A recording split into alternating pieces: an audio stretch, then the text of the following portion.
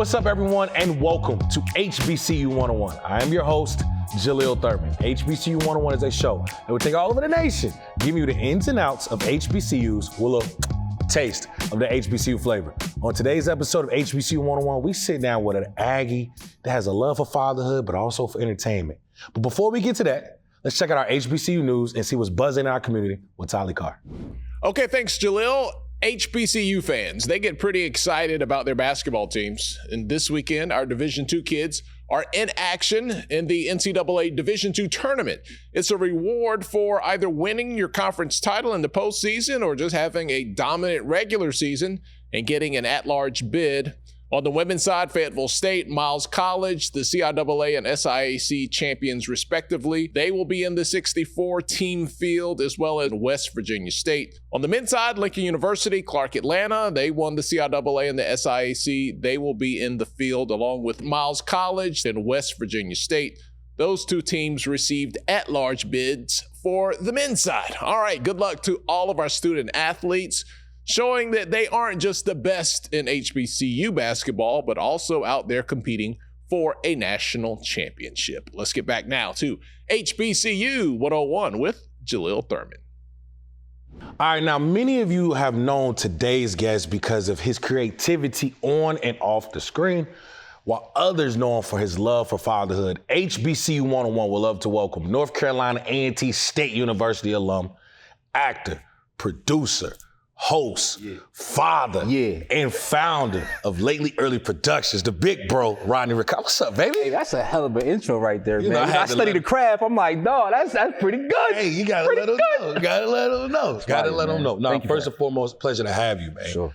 Let's get right to it. Jersey, Greensboro. Let's talk about how you found your way to North Carolina A&T. Man, most people in my family that went to college went to HBCUs. Okay. My sister went to Howard. My grandmother went to Howard. But I also had two older cousins who went to A&T. Okay. And growing up, I used to visit my sister at Howard. She's 16 years older than me. So I would go down. I got to experience Howard homecoming way too early. You know what I mean? So I knew early on I was going to go to an HBCU. Okay. But I was a terrible high school student, admittedly. Like, my grades weren't great. And so I found a way to backdoor into college by applying directly to School of Arts, right? Okay. I was a singer growing up, so I had vocal abilities. Okay. So I applied to the School of Arts at A&T and at Howard University. Okay. And the School of Arts at A&T accepted me. School of Arts at Howard accepted me, but general admission at Howard told me I had to wait. And A&T said, nah, we want you now. Right. And so I ended up in Greensboro, North Carolina. That's it. Hey, my man said he was woo, woo, woo. Yo, I sang Donnell Jones, Where I Wanna Be on CD. Yo, you did the Where I Wanna Be? Yeah, yo. It was a moment. It was a moment for sure. Hey, Where I Wanna Be is a classic. I ain't mad. I ain't gonna lie. Right. So let's talk about A&T. You know, I believe when you were in school, I don't know if the phrase greatest homecoming on earth was out really then. You know, but the pride has always been there for Aggies, right?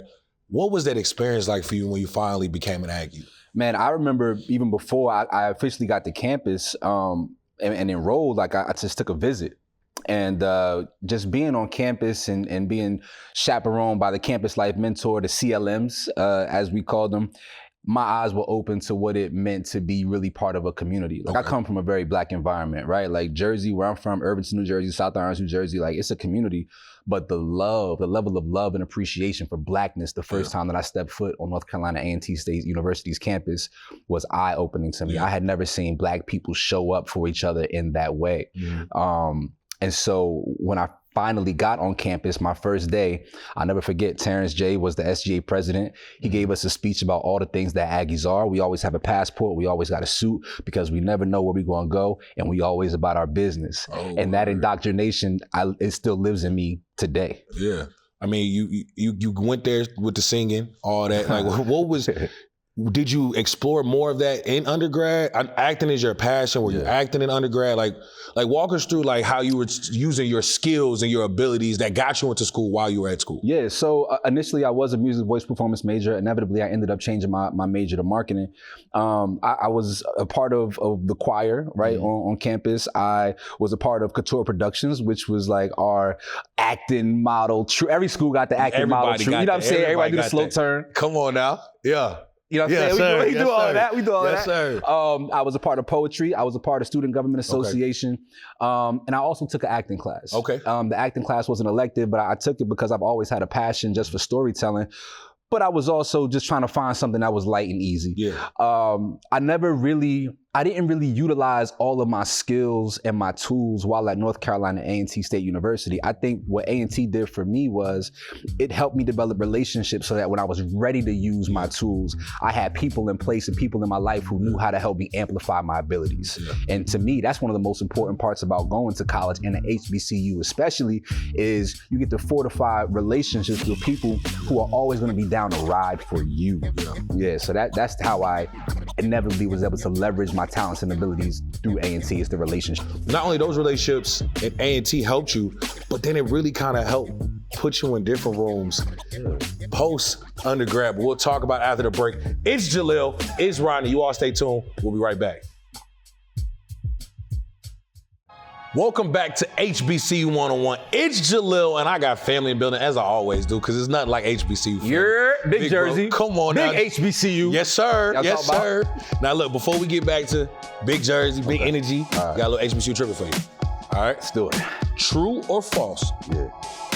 Actor Miles Frost graduated, or attended rather, Morgan State University. Morgan State and I'll say true. It's false. He actually attended Bowie State. Oh, all right. Well, same to me. No, I'm kidding. I mean, hey, listen, it's all Maryland. That's what I knew. That's what I knew. All right, now, before the break, we talked a little bit about how relationships have been a major factor for you in your career. Yeah. Now, after undergrad, you moved to Atlanta, moving and shaking a little bit, find out you got a son on the way, go back to Jersey, start kind of piecing things together in your career, but then all of a sudden you start getting people throwing you in rooms that you ain't even know, and hosting now falls in your lap. Now, hosting wasn't always a passion of yours. It just kind of was something that came easy. But, you know, you getting talked in the rooms of 106 and Park. You getting talks in the rooms of even the Wizards. Let's really talk about those experiences. And, I mean, those are some really big monumental experiences in your career. Yeah, man. It's so interesting because I always liken it to Mr. Miyagi, wax on, wax off. I was developing all of these skills because I used to run and operate an artistic expression series called The Heart Gallery Things We Love, right? And so the centerpiece of it all was music, but I would also host the series because we couldn't afford to pay anybody else. Correct. So I wasn't trying to be a host. I just ain't have budget to bring anybody else in. But over the course of 4 or 5 years, this event series that started very small, very niche, grew to be very important where I'm from in New Jersey. Yeah. And so we would bring like, you know, Ari Lennox, Jesse Boykins III, Bridget Kelly, Bilal, just so many amazing artists would come through. And so it became like a cultural thing. And by virtue of that, somebody came one day and was like, yo, you're a really good host. This event is cool, but you are a dope host. They're looking for new hosts at 106 and Park. And you know, I kind of built it and then it came. And then once I put myself in a position to be able to be in the room, then you have people like Fred Witt reaching out to you. Then you have Terrence Jays. Then you have Big Tiggers, people who notice when you actually have skill and ability, who like, hey, it's something about you. Like, just so you know, like I see you, keep going. Keep going. And sometimes as a young person coming up in entertainment, that's all you need is somebody that you admire to give you a word. That's all we be looking for. Just a little bit of validation. That's it.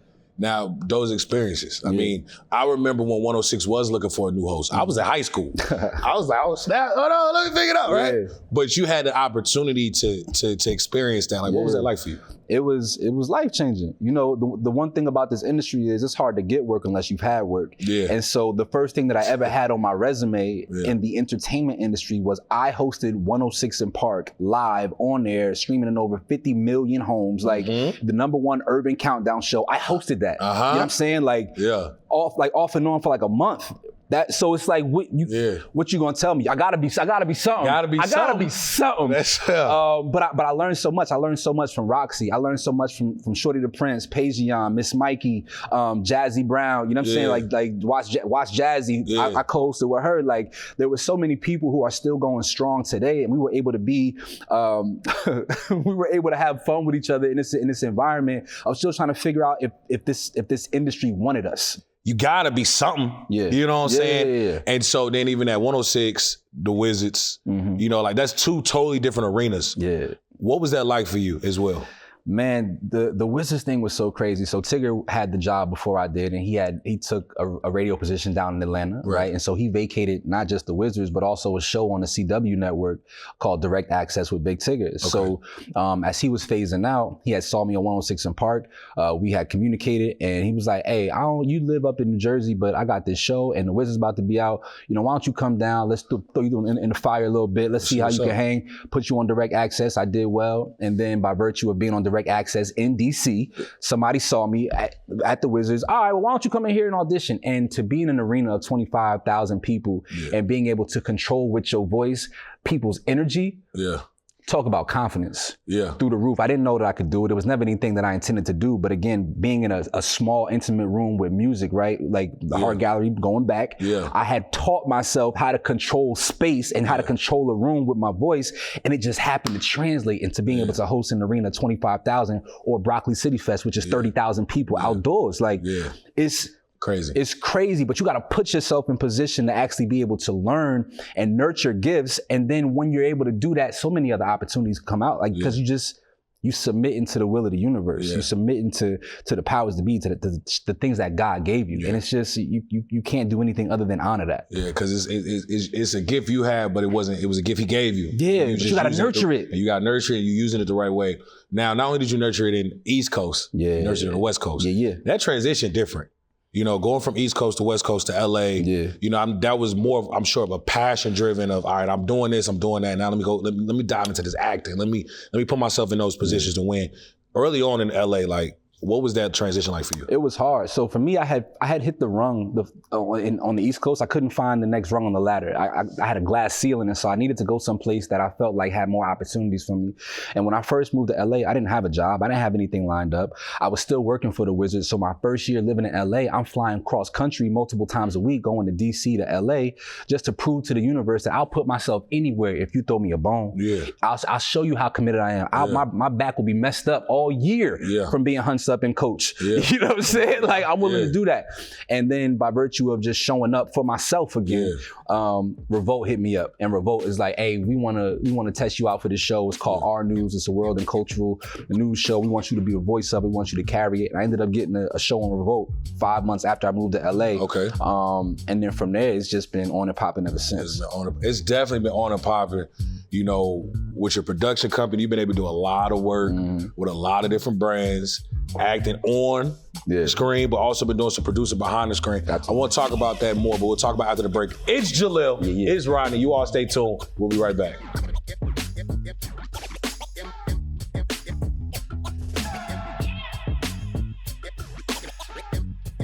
Time now for Did You Know, brought to you by HBCU Pride Nation. Did you know HBCUs are responsible for educating 25% of African Americans with science, technology, engineering, and mathematics degrees? Welcome back to HBCU 101. It's Jalil, it's Rodney. Now, Rod, before the break, we were talking about acting, and you started to really dive into that. You got a recent project right now, a romantic dramedy series, Sincerely Loved.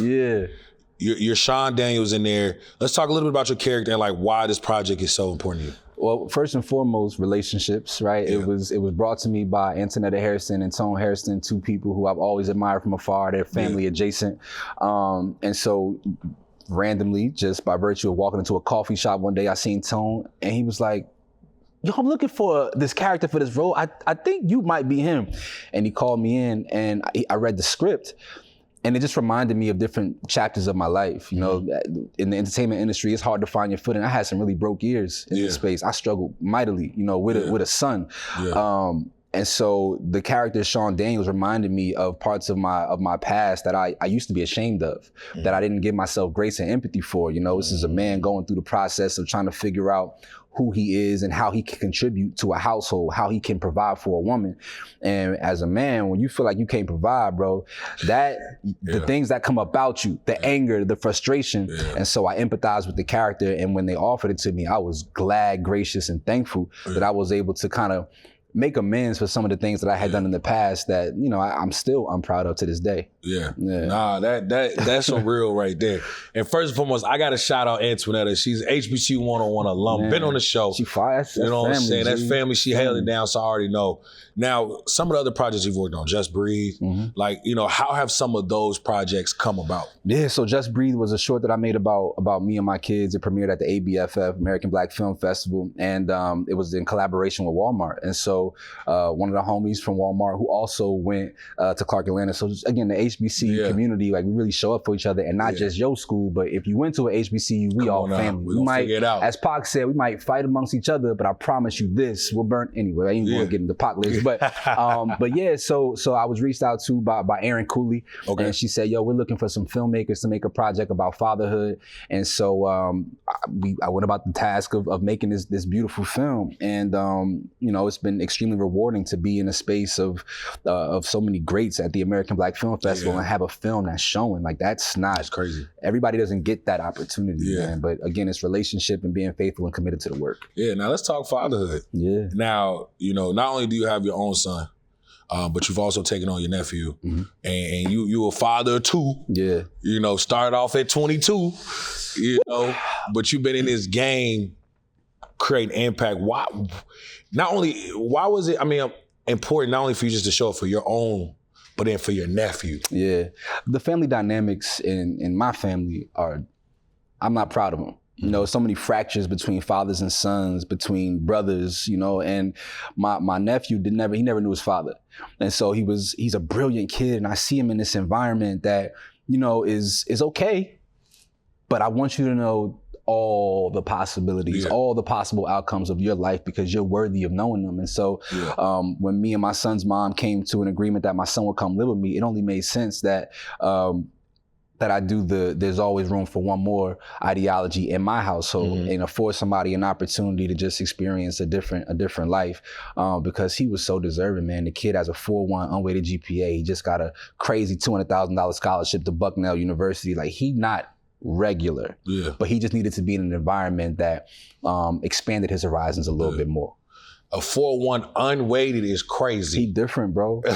I had a 4.2 weighted, so I know unweighted. He's different. That's different. He's special. Now, and so is my son. Like, I mean, got $8. But you know, it's just, I love them both. I'm proud of you. Thank you, G. Thank you, G. I'm gonna just let you know, because that ain't no easy feat right there. And you doing your thing, and you shining. I appreciate it. And you shining in all areas. Now, speaking of shining, what's next? Well, this road. No, I'm kidding. What's next, man? Tomorrow I fly out to Chicago. I'm shooting an episode of Chicago Fire. I'm actually shooting a project in March that I'm extremely excited about. I can't really talk about that too much. I have a project coming out called Technically Speaking with Queen Latifah, Coco Jones, Keith Powers. It's an audio film written by Michael, who wrote Brown Sugar. I play Coco Jones' love interest. I'm excited about that. I have a new show. Actually, we start pre-production this week. It's sports centric. It's on a platform called The Fumble, which is a byproduct of TV One. I'm excited about that. 2023 was hard for me, beloved. It was rough. And 2024 has came out with extended arms, like, come here, baby, let me hug. let me give you a hug, because I needed it, bro. I was getting to that point where it's like, am I who I think I am? Am I who I think I am? And I'm starting to, not by virtue of getting opportunity, but I've been praying a lot. I've been going to church for the first time in forever. And I think by virtue of reconnecting and reestablishing my relationship with the powers that be, opportunities are starting to trickle. Yeah, I think in this space that we in, the work that we do, is a faith walk. It's a faithful walk, right? So everything has to be faith. And they say it's impossible to please God without faith. So now you just recentering that faith. And now he like, all right, okay, let me bring you in, keep it, because then now it's just building it even more and more. First and foremost, congratulations on all that. Thank you. Because I understand when it's rough, but when it's good, it's good. And like, you know, so I'm proud of you for that and everything you got going on. Before you let you go, we play a game with our guest called I Got 5 on it. Okay. I Got 5 on it. It's this or that, or who or what you got 5 on. Okay. All right, you ready? We're going to keep it yard action. You know what I'm saying? I know you done traveled a couple yards. You done been a couple places. You mentioned Howard earlier, so I need to know. You know what I'm saying? who you got in the HU versus HU? Is it Howard or Hampton? Howard. Why? They got, oh man, I'm about to go crazy. Yeah. Howard is the Mecca. Howard sets the tone for what all happens in the HBCU universe, right? Like their brand partnerships and sponsorships, everything trickles down from Howard University, right? But also my grandmother went there, my sister went there. I've had some of my best homecoming experiences on earth at Howard homecoming. Got you. I can't go into more detail, but I've had some good times. Say no more. Say no more. Outside of G-Ho, of course. You know what I mean? We can't go too crazy, but we ain't gonna get Howard too much juice. Whoa, we it goes crazy. Too much juice. But look, big bro, I want to say thank you. Look, for y'all out there, we'll be right back. It's Jalil, it's Rodney. You all stay tuned. We'll be right back. Time now for your HBCU Wall Street 101s. The month of March is Multiple Sclerosis Awareness Month. Here are the 3 most common types of MS. Primary progressive multiple